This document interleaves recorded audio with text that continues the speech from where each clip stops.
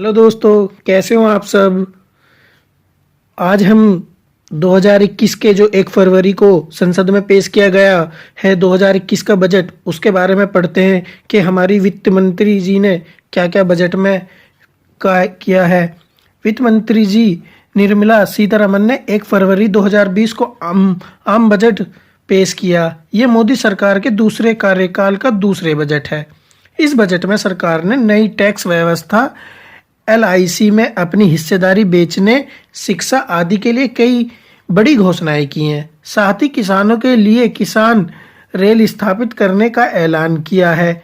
ये वित्त मंत्री निर्मला सीतारमन का और अब तक का सबसे लंबा बजट रहा है। आइए जानते हैं इस बजट की खास बातें क्या हैं।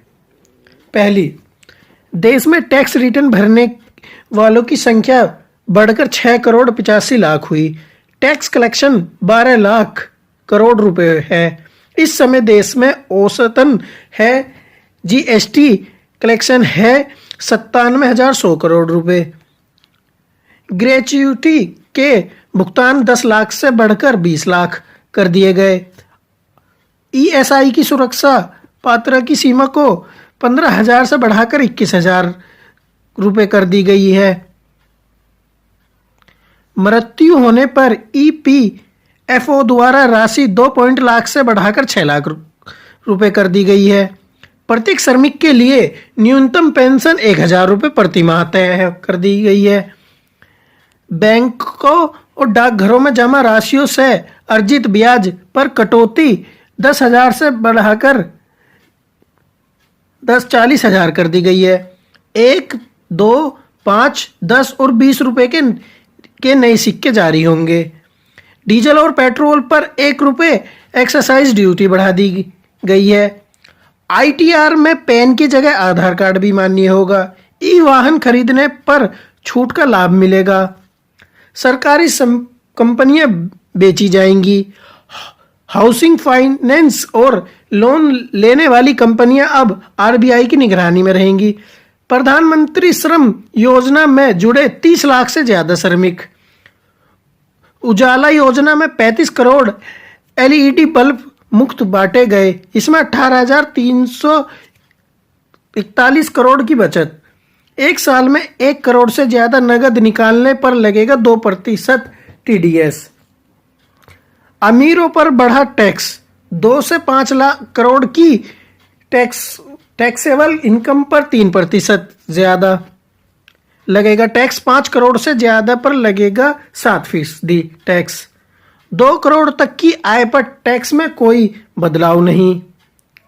स्टार्टअप के लिए जुड़ाए गए धन की आयकर की जांच नहीं होगी।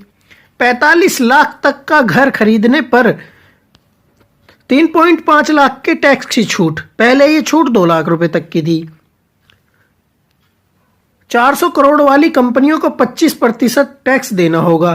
पहले 250 करोड़ तक की कंपनियों के लिए थी ये व्यवस्था।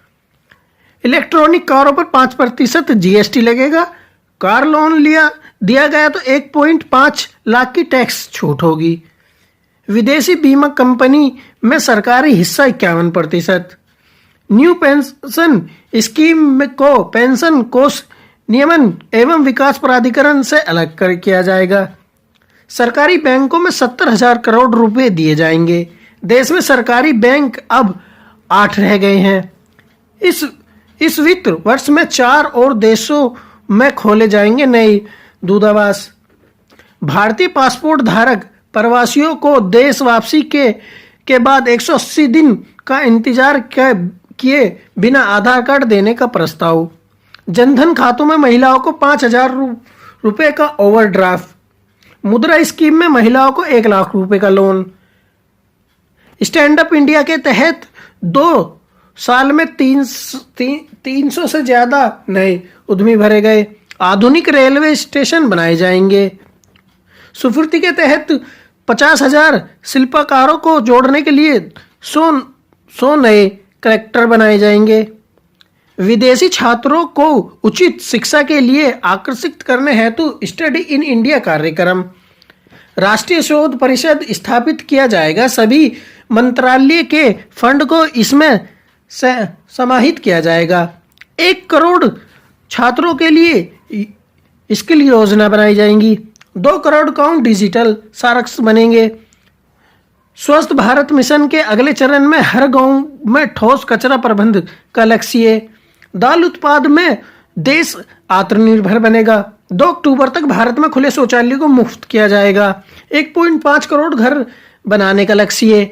मेट्रो रेल परियोजनाओं में निजी भागीदारी देने का प्रस्ताव। 10,000 नए कृषि उत्पादक संगठन बनाने की उम्मीद। 2024 तक हर घर नल हर घर जल का लक्ष्य है। 2014 से 9.6 करोड़ शौचालय बनाए गए। 5.6 लाख गांव खुले शौच से मुक्त हुए। आदिवासी क्षेत्रों के लिए निवेश भारत में आधुनिक जनक बनाने के लिए विदेशी पासपोर्ट से जोड़ा जाएगा।